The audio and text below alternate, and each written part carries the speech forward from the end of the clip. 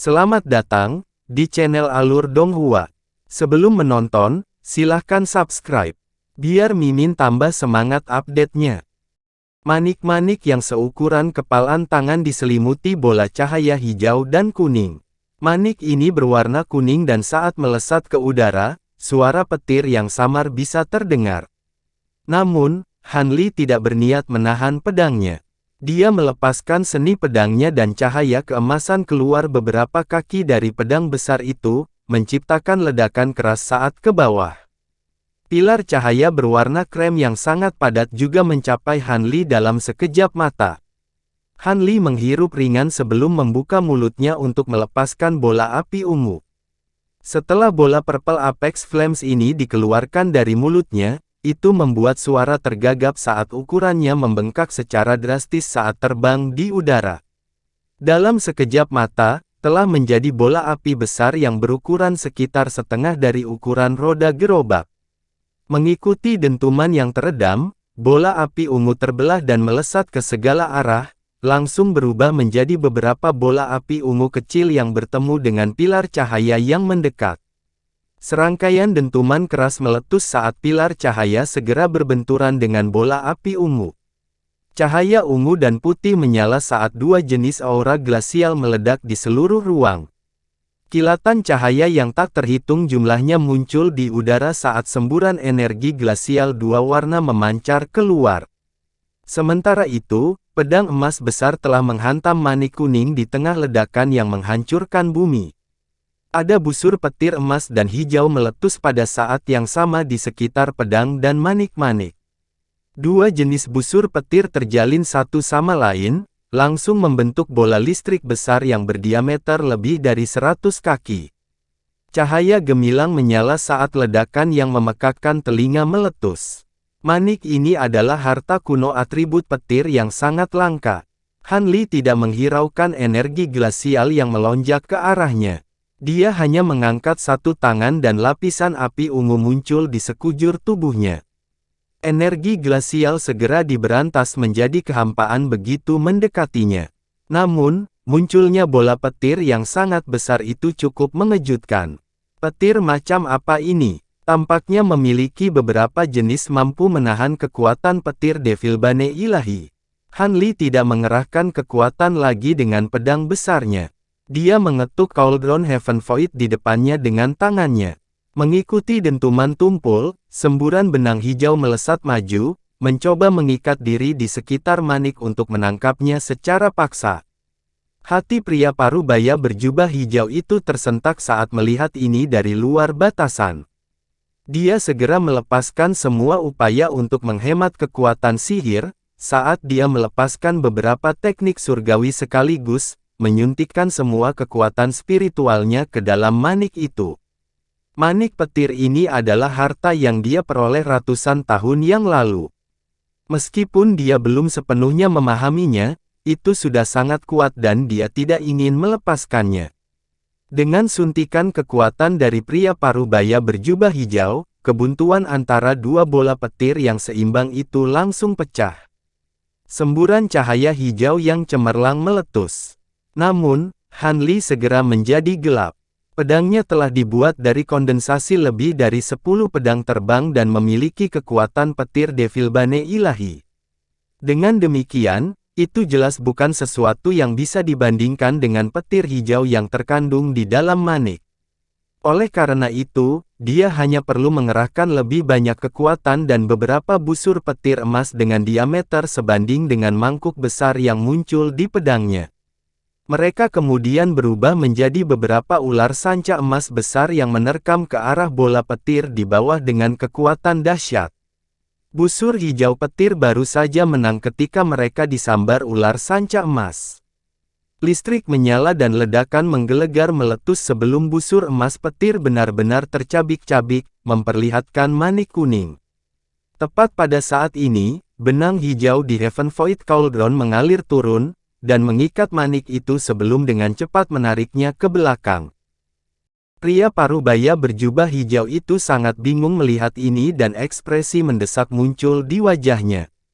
Dia mulai membuat serangkaian segel tangan satu demi satu, dan manik-manik di dalam benang hijau mulai meronta-ronta dengan keras mencoba melepaskan diri. Alis Bai Mengxin juga berkerut prihatin menanggapi situasi ini. Dia segera mengetukkan tangannya ke cermin di tangannya sebelum melemparkannya ke udara. Bulan beku muncul di atas kepala sementara permukaan cermin memantulkan hamparan luas warna putih keruh. Bai Mengxin membuka mulutnya dan menghembuskan bola energi putih yang sangat murni, yang menghantam cermin. Suara desis ular terdengar dari dalam cermin, setelah itu sinar hijau menyala, bergerak sangat cepat. Han Li sedang dalam proses memanipulasi Heaven Void Cauldron untuk mengamankan manik ketika dia menoleh. Cahaya biru cemerlang meletus dari matanya, beberapa berkas cahaya melesat keluar dari bentangan cahaya keemasan yang berputar di depannya. Semuanya diarahkan ke satu target. Sinar cahaya keemasan tiba-tiba meledak dengan gema lebih dari 100 kaki di depannya, telah menabrak sesuatu. Han Li tidak peduli. Dia mengayunkan lengan bajunya dengan cepat di udara, dengan paksa meraih manik yang terperangkap di benang hijau. Dia menyimpan manik-manik itu ke dalam kantong penyimpanan sebelum menyipitkan matanya, berbalik ke arah di mana cahaya keemasan itu meledak. Saat cahaya keemasan surut, dia bisa secara tidak jelas melihat beberapa pedang terbang emas yang mengelilingi serangga. Pedang itu dikunci dalam pertempuran sengit. Serangga ini tampak seperti kalajengking besar, kecuali ia memiliki 2 ekor dan 4 sayap di punggungnya. Ada juga pola di punggungnya yang sangat mirip dengan wajah manusia. Kalajengking hijau ini menggunakan 2 ekor berbisa hitam pekatnya, yang melindungi tubuhnya di dalamnya.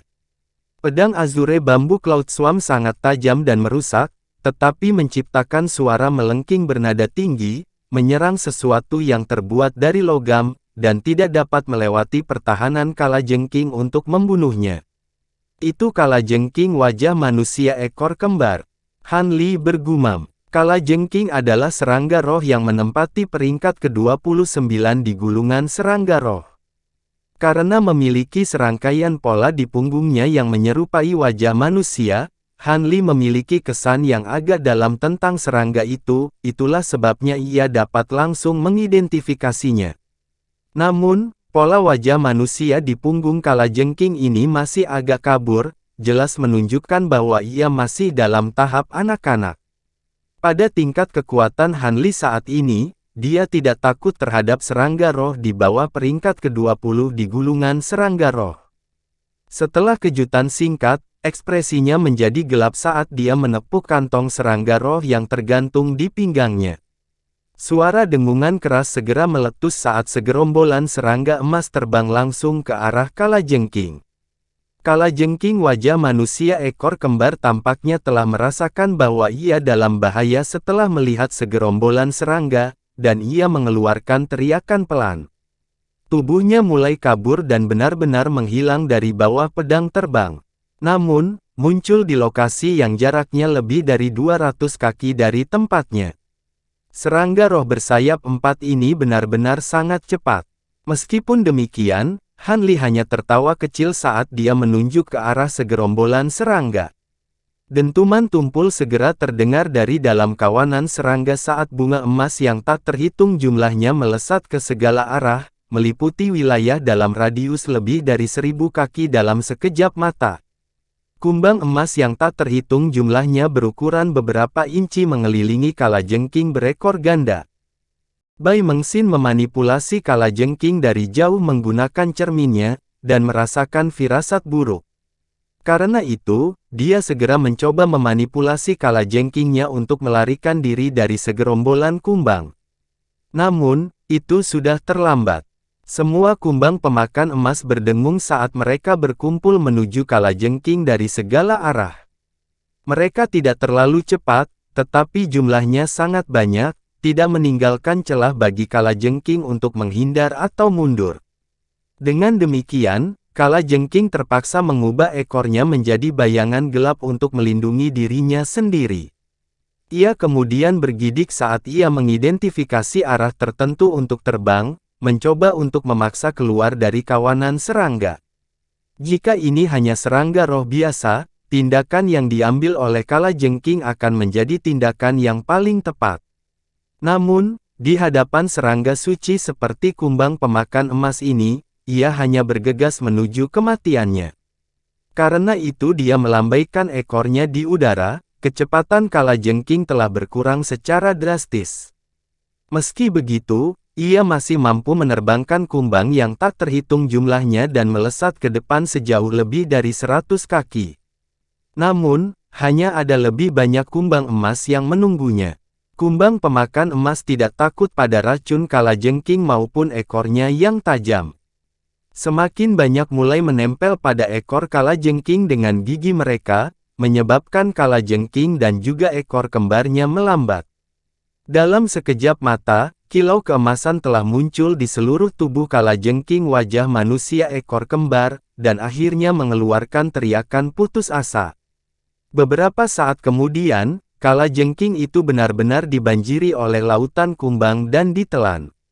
Kumbang akhirnya terbang kembali setelah menerima instruksi dari indera spiritual Han Li. Hanya ada sepasang kait Kalajengking berbisa hitam pekat yang tergantung di udara sambil memancarkan cahaya redup. Kaitnya terlalu keras dan mengandung racun yang sangat mematikan, sehingga kumbang pemakan emas pun tidak tertarik untuk melahapnya secara paksa. Namun, Han Li cukup tertarik dengan dua kait beracun itu. Dia mengulurkan tangannya dan mencengkeram dari jauh, menjaring sepasang bahan binatang iblis untuknya. Dia memeriksa kedua kait itu sebentar sebelum menyimpannya ke dalam kantongnya. Dia kemudian mengalihkan perhatiannya ke arah pedang emas besar, yang melayang di kejauhan. Dia membimbingnya dengan indera spiritualnya, di mana pedang emas melepaskan serangan ke bawah. Busur emas berputar di sekitar pedang, memberikan tebasan sekitar 30% lebih banyak kekuatan. Setelah ledakan gemuruh yang keras, cahaya putih tiba-tiba muncul dan meluas dari lokasi di udara yang telah terkena pedang. Setelah itu, salju yang berterbangan di udara berubah menjadi gumpalan cahaya. Pemandangan sekitarnya berubah dan Han Li muncul kembali dalam mantra formasi aslinya. Dia akhirnya lolos dari ilusi. Han Li sangat gembira saat ini, kemudian segera mengamati sekelilingnya. Pria parubaya berjubah hijau telah mengeluarkan harta yang menyerupai gong dari kantong penyimpanan, dan tampaknya bersiap untuk menggunakannya. Sementara itu, Bai Mengxin memasang ekspresi dingin di wajahnya saat dia melepaskan beberapa teknik surgawi secara berurutan ke arah cermin putih yang melayang di atas kepalanya. Meskipun serangga roh yang hidup di dalam cermin telah dihancurkan, dia tampaknya masih bisa menggunakan cermin itu untuk melepaskan suatu serangan. Keduanya sedikit goyah saat melihat Han Li muncul dari teknik ilusi, dan ekspresi mereka berubah drastis. Di tempat lain, hamparan luas cahaya 5 warna berkedip dengan cara yang tidak stabil saat nyanyian Buddhis meletus tanpa henti di dalam. Pertarungan antara biksu berjubah abu-abu dan wanita tua telah mencapai klimaks, dan tampaknya mereka masih berimbang, meski berada di dalam batasan. Ini agak mengejutkan bagi Han Li. Namun, yang paling penting bagi Han Li adalah Tuan Naga Arktik, yang masih berdiri di atas batu raksasa dan melantunkan mantra tanpa henti. Dia memelototi Han Li dengan ekspresi gelap dan siluet kilin putih sudah terbentuk di atas kepalanya. Di pusat kilin tidak lain adalah lencana jade yang mendalam. Han Li mengangkat alisnya dengan cermat setelah melihat itu sebelum diam-diam menepuk kantong penyimpanan yang tergantung di pinggangnya. Bola cahaya hitam langsung melesat keluar dari kantong, terbang melingkar sebelum melayang di depan Han Li. Itu adalah botol batu giok hitam berukuran beberapa inci. Han Li membuat segel tangan dan serangkaian teknik surgawi dilemparkan ke botol. Setelah berputar beberapa saat, bukaan vial terbalik dan beberapa geraman rendah keras terdengar dari dalam. Setelah itu, 5 semburan ki abu-abu putih muncul, berubah menjadi 5 set kerangka manusia yang murni seperti batu giok putih. Kerangka itu hanya berukuran sekitar 1 kaki, tetapi mereka dengan cepat membengkak hingga setinggi lebih dari 20 kaki. Pada saat yang sama, Ki putih keabu-abuan yang berputar di sekitar memamerkan taringnya, melepaskan semburan tawa menyeramkan yang membuat hati seseorang ngeri.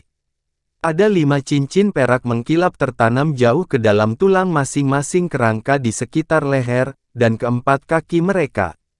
Ini adalah iblis Cinkue tak terputus yang telah dijinakkan paksa oleh Han Li. Setelah 5 kerangka humanoid mengembang sepenuhnya, energi iblis abu-abu keruh dikeluarkan dari mulut. Mereka tiba-tiba berbalik dengan tatapan ganas di mata dan mencoba melemparkan diri ke arah Han Li. Ekspresi Han Li menjadi gelap saat dia mengaktifkan seni kontrol iblis.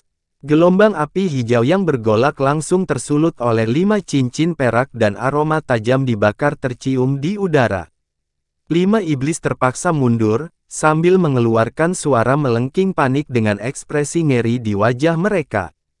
Han Li kemudian mengangkat tangan dan seutas benang hijau muncul dari lengan bajunya, mengiris pergelangan tangannya untuk menimbulkan luka kecil.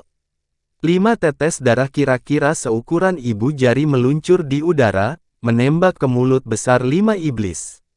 Energi hijau di mata kelima iblis itu langsung berubah mereka menjadi lebih jinak dan patuh. Pergi. Han Li menunjuk ke arah pria paruh baya berjubah hijau di kejauhan. Energi iblis berjatuhan di sekitar 5 iblis dan tatapan ganas muncul di mata saat mereka naik ke udara. Mengikuti semburan lolongan yang mengerikan, kelima iblis itu berubah menjadi kepala hantu yang seukuran gerobak. Kepala hantu semuanya sangat menakutkan, dan suara melengking yang meresahkan keluar dari mulut saat melesat lurus ke arah Penatuaren. Hamparan luas ki abu-abu putih tersapu di belakang mereka. Setan Cinkue yang tak terputus. Kamu membunuh setan tua Qian. Pria paruh baya berjubah hijau itu awalnya agak bingung melihat kelima setan itu. Namun, dia akhirnya mengidentifikasi mereka dan tercengang. Insiden tentang segel Gunung Kunwu telah mempengaruhi banyak pihak dan meskipun Istana Malam Utara terletak di lokasi yang cukup terpencil, mereka masih sangat mengetahui tentang insiden tersebut.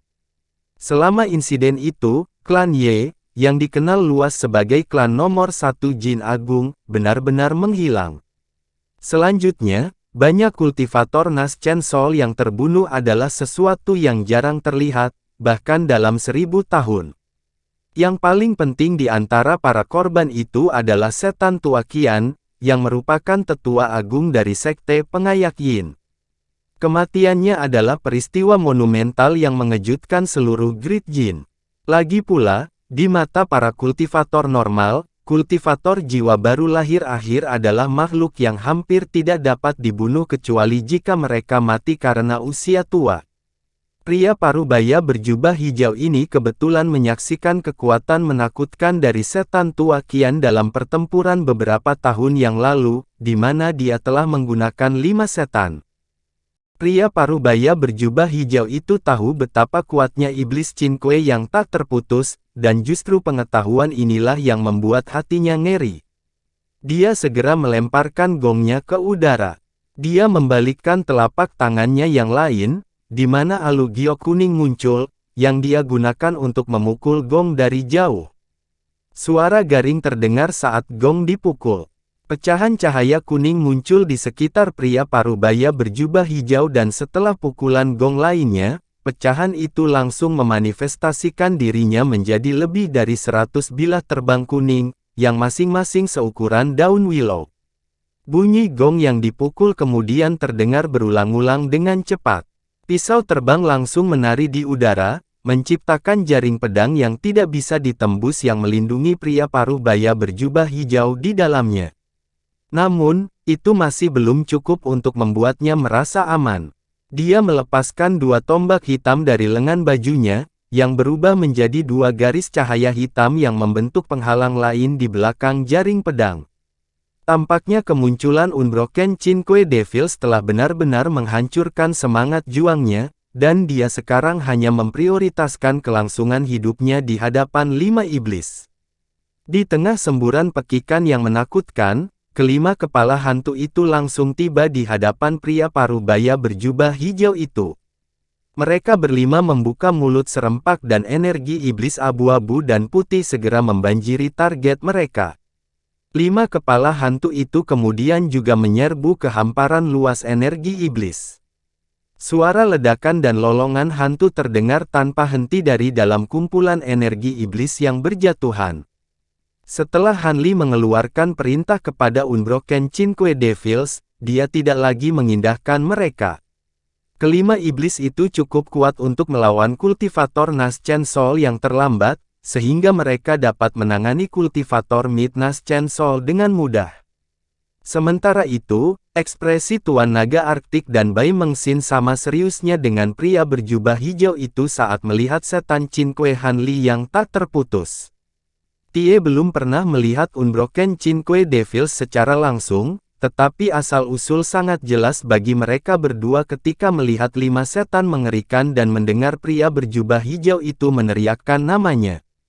Tuan Naga Arktik cukup kuat untuk tidak perlu takut pada 5 iblis, tetapi dia berada di titik kritis dalam mempersiapkan serangannya, jadi dia tidak dapat melakukan apapun. Sebaliknya, gerakan Bai Mengxin tersendat karena terkejut, dan serangan yang sudah setengah jalan dia persiapkan dihentikan secara tidak sadar. Tampaknya dia sudah menyadari bahwa serangan normal pasti tidak dapat menimbulkan ancaman bagi Hanli. Namun, Hanli tidak akan memberinya waktu untuk mengatur napas. Dia segera membuat segel tangan lain dan memanifestasikan 4 siluet hijau identik yang terbagi menjadi 2 kelompok, masing-masing menyerang Bai Mengxin dan Master Arctic Dragon. Adapun Hanli sendiri, dia tetap berdiri di tempat, tetapi dia mengeluarkan lengan bajunya untuk menyimpan kuali Heaven Void yang melayang di depannya. Kipas bulu kemudian muncul di tangannya yang lain mengikuti semburan api 3 warna. Pada saat yang sama, Hanli memberikan kepakan yang kuat dari sayap badai petir, di mana dia berubah menjadi busur perak dan menghilang di tempat. Hati Bai Mengxin tersentak kaget saat melihat itu. Dia telah menyaksikan kemampuan teleportasi Hanli melalui penggunaan sayap badai petir, sebuah kemampuan yang dia gunakan saat terjebak dalam teknik ilusi, dan dia tidak berani memperlakukan situasi dengan enteng. Selain itu, dia juga tidak dapat mengetahui apakah 4 siluet mirip klon yang buram itu hanyalah ilusi atau klon yang sebenarnya. Bagaimanapun, dia sama sekali tidak ingin membiarkan mereka mendekatinya. Karena itu, dia segera menjentikkan beberapa jarinya. Suara proyektil yang menembus udara bisa terdengar saat 4 garis cahaya ditembakkan ke arah 4 siluet hijau. Garis-garis cahaya dalam bentuk paku tajam. Tubuhnya kemudian melintas dan di saat berikutnya, dia muncul di atas batu besar di bawah, berdiri bahu-membahu dengan Tuan Naga Arktik. Wanita itu mengangkat tangannya ke udara dan gumpalan benang perak terlontar, terjalin satu sama lain di udara, jaring benang bulat terbentuk, membungkusnya. Dia menggunakan taktik pertahanan habis-habisan yang sama yang diadopsi oleh pria berjubah hijau. Jelas bahwa dia juga kehilangan keberanian untuk menghadapi Hanli sendirian.